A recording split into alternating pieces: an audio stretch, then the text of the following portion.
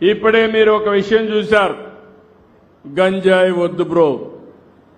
నేను ఈ విషయంలో మిమ్మల్ని అందరినీ కోరుతున్నా, మీరందరూ ఇది ఆషామాషిగా తీసుకోవద్దండి.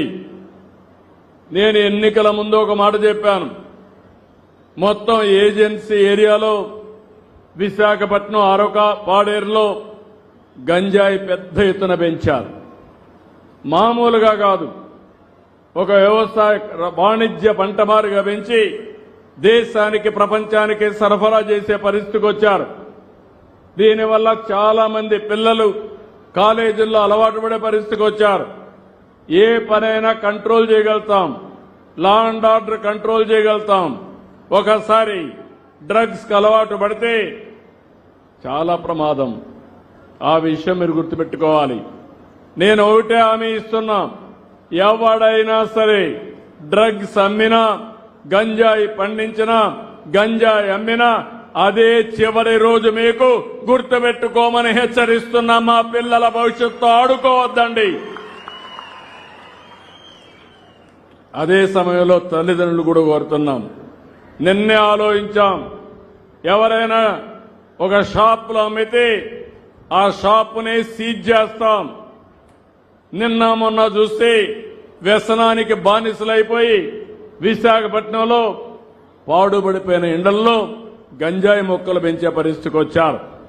అలాంటి గంజాయి మొక్కల్ని ఎట్టి పరిస్థితుల్లో ఉపేక్షించాం, ఎక్కడ కూడా జరగనీయం, కఠినంగా ఉంటాం.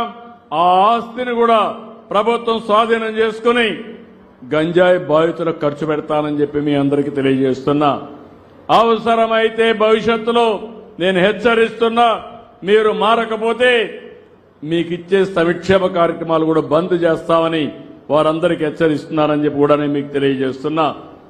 ఒక మంచి సమాజం కోసం మనం ముందుకు పోయేటప్పుడు అందరూ కూడా ఒక బాధ్యతగా ముందుకు రావాల్సిన అవసరం ఉంది. ఈరోజు మీరు ఇంకొక విషయం కూడా గుర్తుపెట్టుకోవాలి. టీచర్లందరూ అన్నదానం కంటే, వస్త్రదానం కంటే, గోదానం కంటే మిన్నదైంది విద్యాదానం. అలాంటి విద్యాదానాన్ని ఇచ్చే మా టీచర్ని మనస్ఫూర్తిగా పేరు పేరున అభినందిస్తున్నా. పిల్లలకు కూడా కోరుతున్నా, ఈరోజు తల్లికి వందనం పెట్టామంటే పిల్లల్లో ఒక బాధ్యత పెరగాలి, తల్లి మీద ప్రేమ పెరగాలి, భక్తిభావం పెరగాలి. పైకి రావడమే కాదు, ఎప్పుడు కూడా తల్లిని గౌరవించడమే కాదు, తల్లి మాట వినడమే కాదు, తల్లిని శాశ్వతంగా బాగా చూసుకోవాలనే ఆలోచన ప్రతి ఒక్క పిల్లల్లో రావాలనే ఉద్దేశంతోనే తల్లికి వందనం తీసుకొచ్చామని చెప్పి కూడా నేను మీకు తెలియజేస్తున్నా. ఈరోజు కొన్ని విషయాలు మీరు గుర్తుపెట్టుకోవాలి.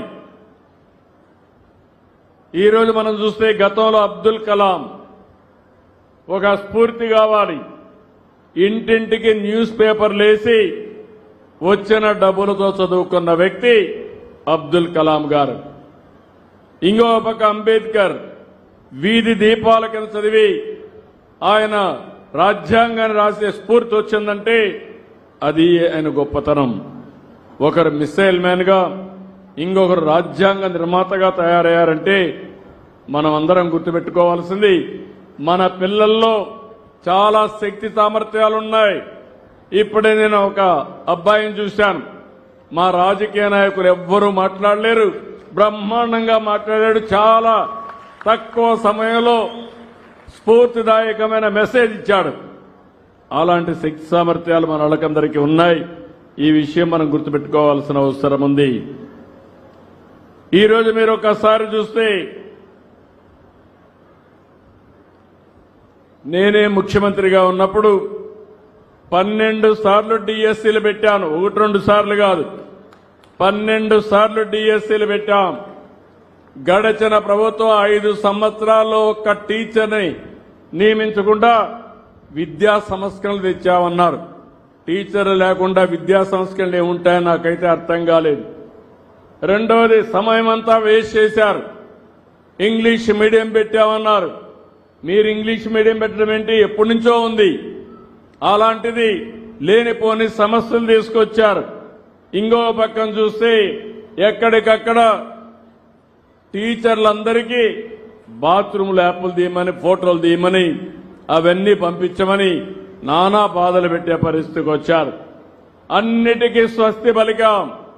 టీచర్ని గౌరవిస్తాం, గౌరవప్రదంగా చూస్తాం.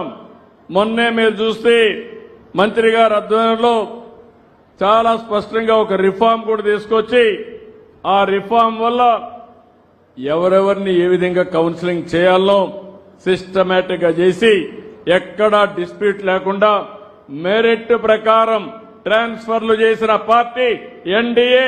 మంత్రి లోకేష్ గారు అని చెప్పి కూడా నేను మీకు తెలియజేస్తున్నా. మీరు కూడా గుర్తుపెట్టుకోవాలి, ఇప్పటికి మీరు చూస్తే 12 డిఎస్సీలు పెట్టి 1,60,000